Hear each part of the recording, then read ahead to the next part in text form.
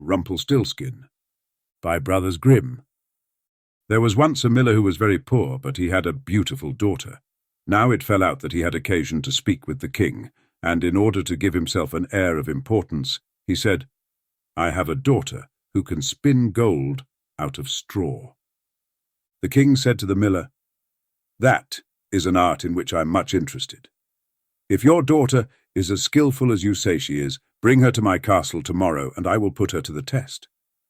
Accordingly, when the girl was brought to the castle, the king conducted her to a chamber which was quite full of straw, gave her a spinning wheel and winder, and said, "Now set to work, and if between tonight and tomorrow at dawn have not spun this straw into gold, you must die." Thereupon he carefully locked the door of the chamber, and she remained alone.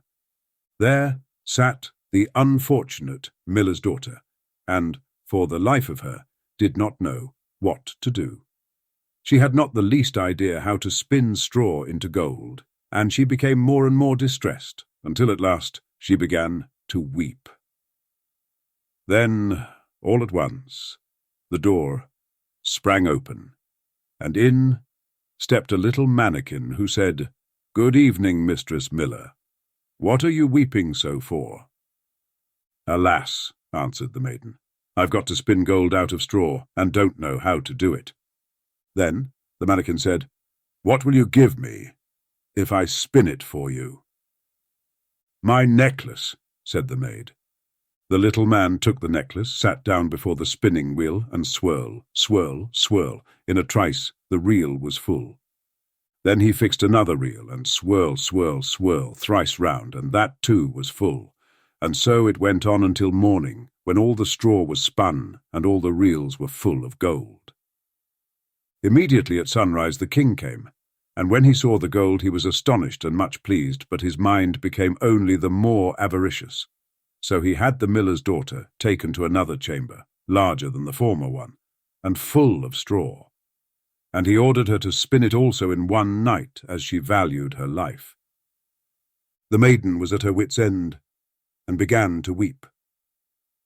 Then again the door sprang open, and the little mannikin appeared and said, "What will you give me if I spin the straw into gold for you?" "The ring off my finger," answered the maiden. The little man took the ring, began to whir again at the wheel, and had by morning spun all the straw into gold. The king was delighted at sight of the masses of gold, but was not even yet satisfied. So he had the miller's daughter taken to a still larger chamber, full of straw, and said, "This must you tonight spin into gold, but if you succeed, you shall become my queen. Even if she is only miller's daughter," thought he, "I shan't find a richer woman in the whole world." When the girl was alone, the little man came again and said for the third time, "What will you give me if I spin the straw for you this time?" "I have nothing more that I can give," answered the girl. "Well, promise me your first child if you become queen." "Who knows what may happen?"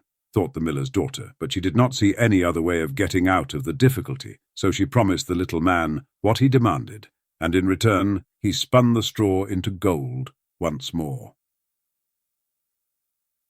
When the king came in the morning and found everything as he had wished, he celebrated his marriage with her, and the miller's daughter became queen. About a year afterwards a beautiful child was born, but the queen had forgotten all about the little man. However, he suddenly entered her chamber and said, "Now, give me what you promised." The queen was terrified and offered the little man all the wealth of the kingdom if he would let her keep the child. But the mannikin said, "No, I would rather have some living thing than all the treasures of the world." Then the queen began to moan and weep to such an extent that the little man felt sorry for her. "I will give you 3 days," said he, "and if you within that time discover my name, you shall keep the child." Then, during the night, the queen called to mind all the names that she had ever heard, and sent a messenger all over the country to inquire far and wide what other names there were. When the little man came on the next day, she began with Caspar, Melchior, Balzer, and mentioned all the names which she knew, one after the other, but at everyone the little man said, "No, that's not my name." The second day she had inquiries made all round the neighbourhood for the names of people living there, and suggested to the little man all the most unusual and strange names. "Perhaps your name is Cowribs, Spindleshanks, or Lacelegs." But he answered every time, "No, that's not my name." On the third day the messenger came back and said, "I haven't been able to find any new names, but as I came round the corner of a wood on a lofty mountain, where the fox says good night to the hare, I saw a little house, and in front of the house a fire was burning, and around the fire an indescribably ridiculous little man was leaping, hopping on one leg, and singing, 'Today I bake, tomorrow I brew my beer, the next day I will bring the Queen's child here. Ah, lucky it is that not a soul doth know, that Rumpelstiltskin is my name, ho, ho.' Then you can imagine how delighted the Queen was when she heard the name, and when presently afterwards the little man came in and asked, 'Now, your Majesty, what is my name?' At first she asked, 'Is your name Kunz?' 'No.' 'Is it Heinz?' 'No.'